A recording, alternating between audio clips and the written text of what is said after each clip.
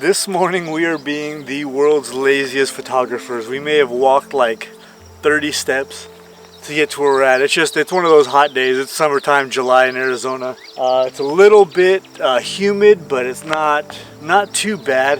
It's because we're down by the water, but it's still pretty hot already. So we're gonna be lazy and not hike too much and just walk out here. And we got a pretty good vantage point. You guys have watched this channel know that we've been here quite a few times, and the water level in the river here is really high, so we got some really nice reflections.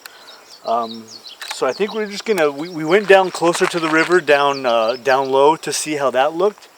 But I think up here it's really nice because we got this windy river in front of us that kind of comes in a small U shape in front of us and then goes off to each side.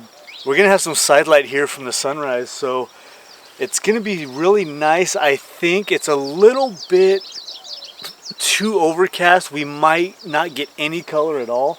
Now if we're looking towards the east here, it looks like the clouds are breaking up a little bit, so hopefully we can get some light coming through and get a lot of these clouds lit up, because if it does, it's going to be a crazy sunrise, because we have a lot of high altitude clouds, but hopefully it's not too overcast.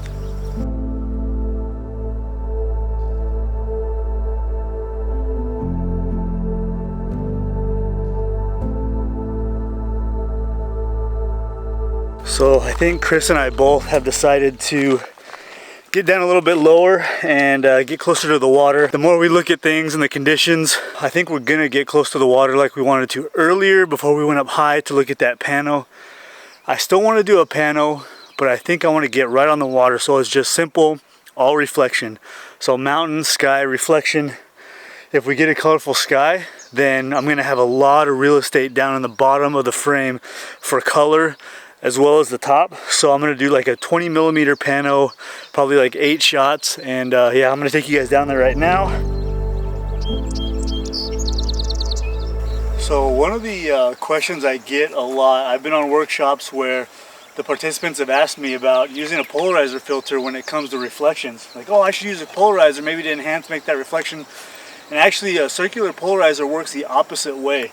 So reflection is just, it's glare, and that's one of the strengths of a circular polarizer, is cutting glare so you can see underneath the water. So if you use a circular polarizer, you're gonna cut that reflection. You don't want to do that. So in this case, I do not want to use a circular polarizer. I don't want to use anything unless I just use a regular ND filter to get that long shutter speed, because I want to smooth out this water.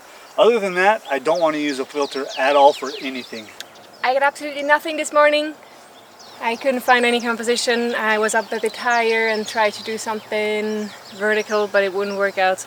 And now I'm down low here with Mike and see if I can shoot a reflection, but I don't know. I'm packing up now and going back up to see if the first shot that I took, like the test shot, if this is any good. But I gotta hurry, the light is already happening here. Oh yeah, look at that. Come on, Sky, you can do it. Well, we have some potential. We are getting some really good color. I hope it makes its way over here. These clouds are starting to light up. We might get a burner here. And that's the biggest thing when it comes to predicting or trying to predict colorful skies. So what you want is almost completely covered in clouds, but you want them high altitude clouds. These are right maybe in the mid-range to high. And then you want it clear to the east or towards the sun, whether it's the sunset or sunrise. You want it towards the sun, you want it to clear up maybe 50 to 100 miles away. But then you want medium to high altitude clouds, and you'll get those beautiful colorful skies. And we might get one of those today where we just have color everywhere. It's looking like it's going to be really promising here. And again, I want to stress, with the reflections, you do not want to use a circular polarizer, because it will cut out all the glare like you guys just saw. Yeah, right now I'm looking pretty good. I'm at about 1.3 seconds at f8. But if it gets too bright, I might have to put on my 6-stop, because I do want to have a couple of seconds exposure, because I do want to smooth out this water. It is moving really slow, but it is moving, and I just like that look of that nice smooth water. So I'm probably going to throw a 6-stop on here in just a second, but it's looking so promising, guys.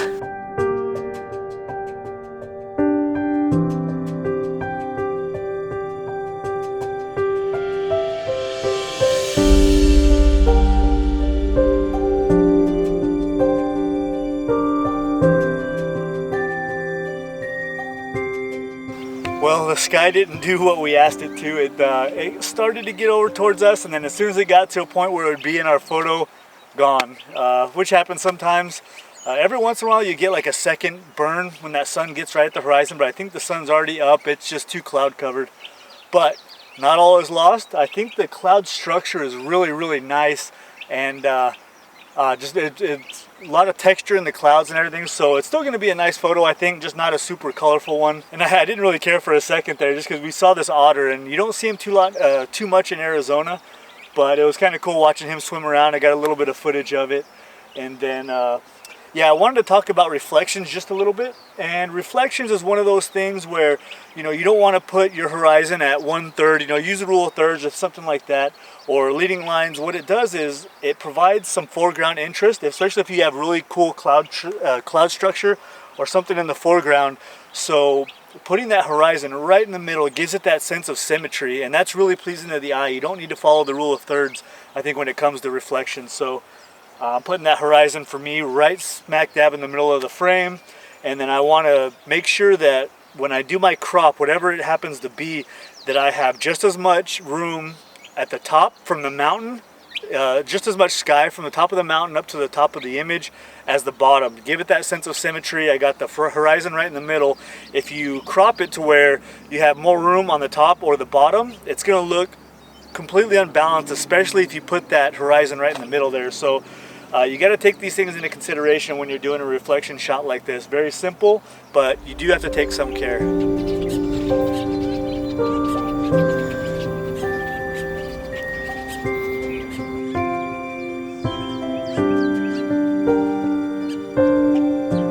I've been a little bit more interested in bird photography because Mike and I are going to Yellowstone National Park in September, and I want to be a little bit prepared also with filming the birds, because that's a totally different topic than just taking photos.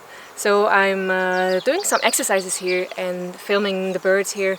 I also have downloaded an app, I think it's called Audubon, and you can identify the birds. So that always helps if you're ever interested in photographing birds. You know, knowing what sound they make and how they look when they fly can help you identify the bird and know where they are and what kind of birds are around you.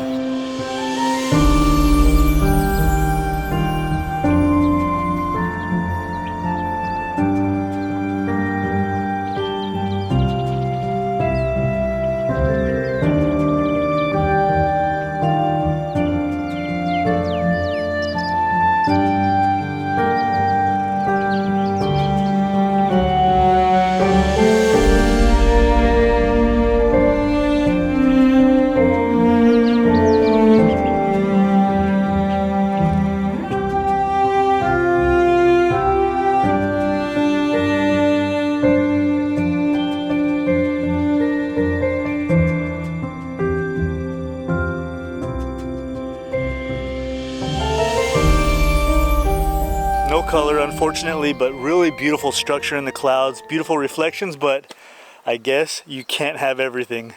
This is the way. This is the way. This is the way. This is the way.